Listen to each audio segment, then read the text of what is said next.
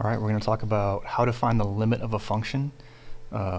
This topic really corresponds to section 1.2 in your textbook if you want to look through that. When we talk about the limit, here's the notation. The limit of some function as x approaches c. And really what we're talking about here is, so you can see the definition, limit of f of x as x approaches c is the number the function values are approaching. So really what we're talking about here is what values or what value is the function itself approaching as our x value approaches a specific value.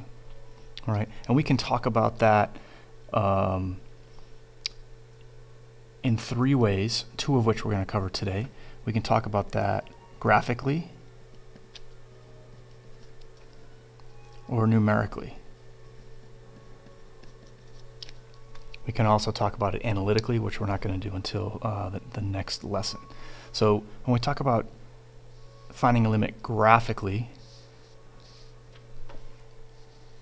we'll take a look at this example here to the left. We're being asked to find the limit of f of x as x approaches 1. Well, we can see the x value of 1 here. And as we approach that x value from the left, you can see that our function value appears to get closer and closer and closer to y equals 2. And as we approach from the right, our function value also appears to get closer and closer to y equals 2. So that limit, the limit from the left is y equals 2. The limit from the right is y equals 2. So that tells us that the overall limit is equal to 2. All right, pretty simple when you have the graph.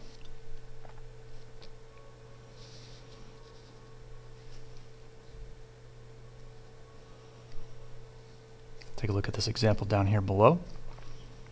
Here we're asked to find the limit of f of x again as x approaches 1. And you can see that the graph is very similar to the one that we had above, except that f of x is not defined when x equals 1. All right, so these two examples give us a good illustration of this point, that limits are a description of what happens very close to the x value, not what happens at the x value. So limits are all about nearness and not atness. So when we talk about the limit as x approaches 1, sometimes it'll throw us off a little bit when this point isn't defined, but all that really means is that at x equals 1, the function is not defined. It's still defined near x equals 1.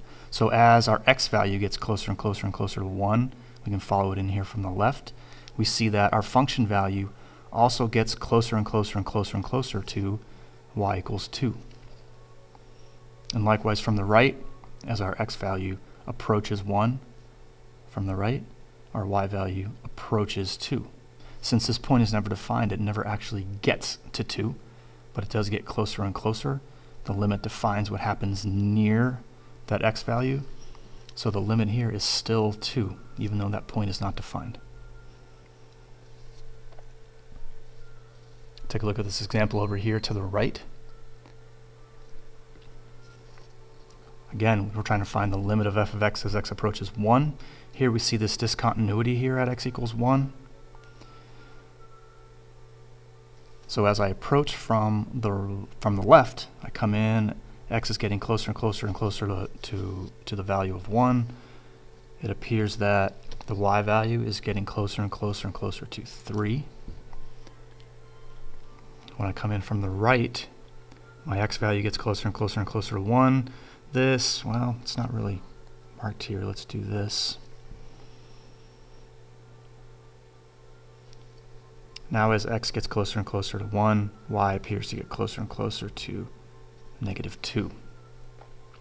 This is a situation where the limit from the left is not the same as the limit from the right, and therefore this limit does not exist. There's no limit there. That function doesn't have a limit at x equals 1, or it doesn't have a limit as x approaches 1. All right, I'm going to leave this example here and these two for you to work on those and then bring those into class.